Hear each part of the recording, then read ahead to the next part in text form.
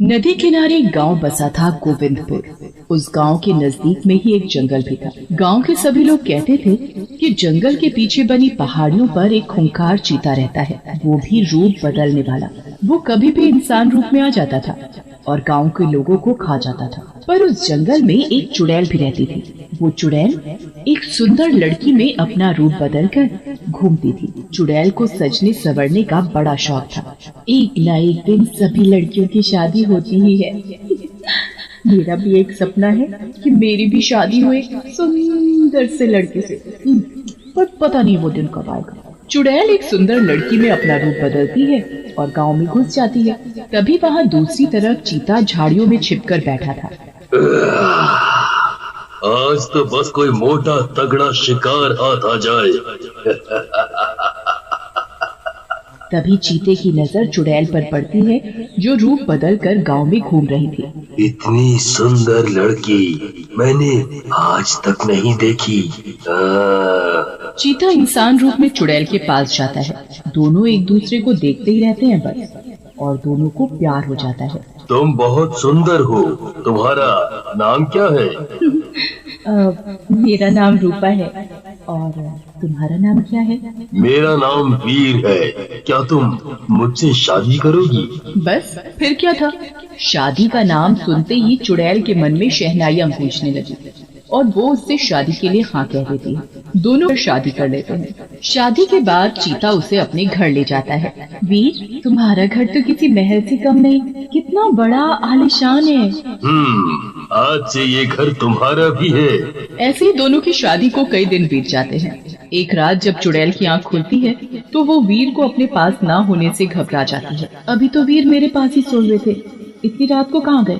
देखती हूँ। चुड़ैल वीर को पूरे घर में ढूंढती है, पर वीर उसे कहीं नहीं दिखता।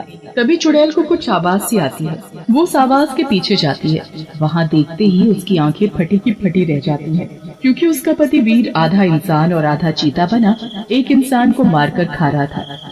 ये सब क्या है? वीर ने मुझसे झूठ बोला, मुझे धोखा दिया। वो कोई साधारण मनुष्य नहीं है, वो तो कोई मनुष्य के रूप में जीता है। मैं क्या करूं? ये तो मुझे भी मारकर खा जाएगा।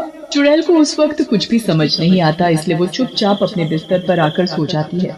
सुबह होते ही चुड़ैल चीते से पूछती है, वीर, अगर तुम मुझे सच में बहुत प्यार करते हो तो तुमने मुझसे छिपाया क्योंकि तुम एक जानवर हो जो कभी भी अपना रूप बदल सकता है, और मैंने तुम्हें किसी आदमी को कच्चा खाते हुए भी देखा है। अच्छा, आखिर तुम्हें पता चल ही गया कि मैं एक जानवर हूँ। पर रूपा, मैं सच में तुम्हें बहुत प्यार करता हूँ। अगर तुम मुझे सच में प्यार करते हो तो लोगों को मार कर खाना छोड़ दो। नहीं, ये कभी नहीं हो सकता।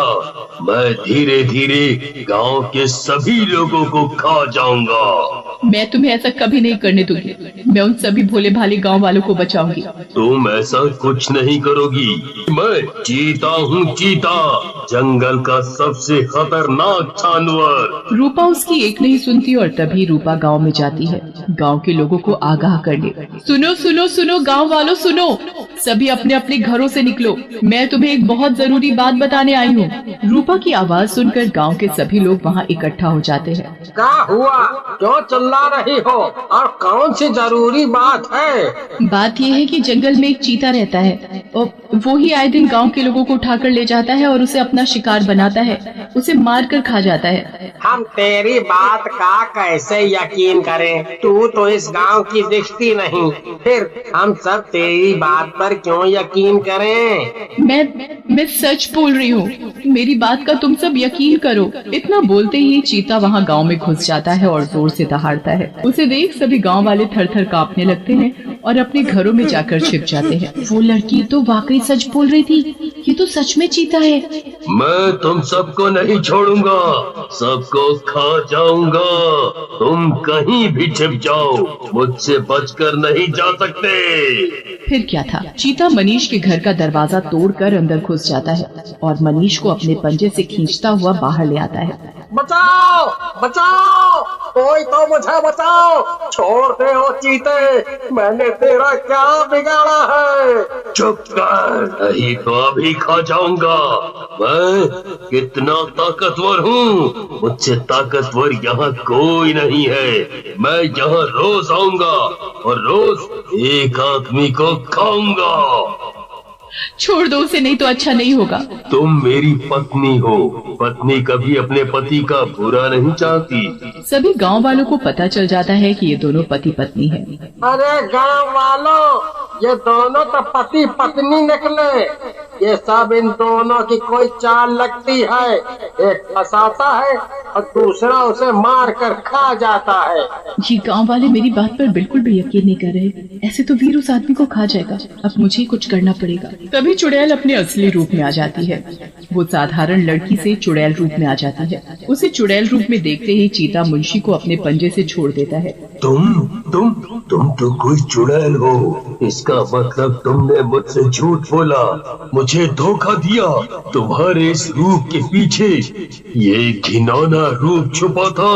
तुमने ये अच्छा नहीं किया मेरे साथ। हाँ, वो मैं चुड़ैल, तुमसे पहले मेरा फर्ज गांव वालों को बचाना है। तुम्हें मैं किसी भी मासूम को खाने नहीं दूंगी। मेरे मुंह को इंसान का खून लग चुका है।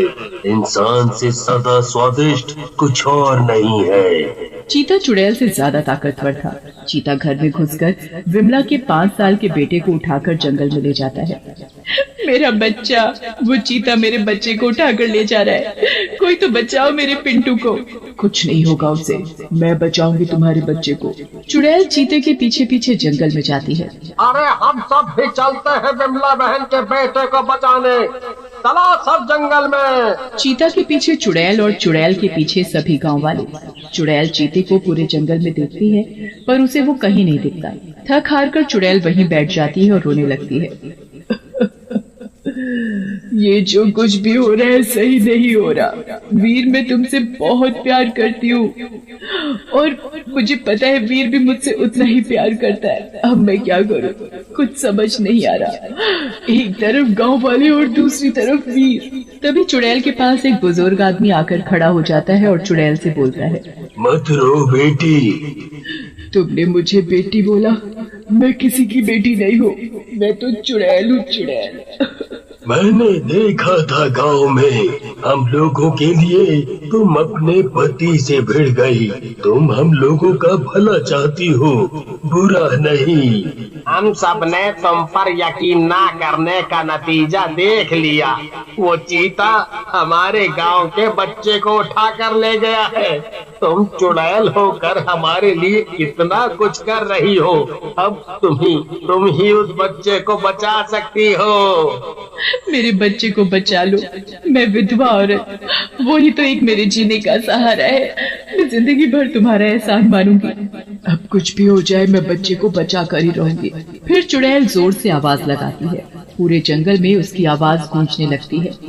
वीर, तुम कहाँ हो? छुप कर क्यों बैठे हो? हिम्मत है तो बाहर आओ, मेरा सामना करो। आवाज सुनते ही तुरंत चीता चुड़ैल के सामने आ जाता है और फिर सामने आते ही चीता और चुड़ैल दोनों काफी देर तक आंखों में आंखें डालकर देखते रहते हैं। चुड़ैल अब चीता के सामने वही सुंदर लड़की बनकर खड़ी हुई थी। अगर तुम मुझे सच में प्यार करते हो तो लोगों को मारना छोड़ दो। अगर तुम ये सब छोड़ दोगे तो हम दोनों साथ रहेंगे और मिलकर एक साधारण सी जिंदगी जिएंगे। तुम्हें देखता हूँ तो तुम्हारे चेहरे से मेरी नजरें नहीं हटती। मैं सच में तुमसे बहुत प्यार करता हूँ, इसलिए मैंने लोगों को मारना छोड़ दिया, सिर्फ अपने प्यार के खातिर। वो देखो। दूर विमला का बेटा सही सलामत खड़ा होता है। उसे खरोच तक नहीं आई थी। विमला अपने बेटे को देखते ही गले से लगा लेती है। वहीं रूपा भी चीता को गले से लगा लेती है। गले लगते ही चीता इंसानी रूप में आ जाता है।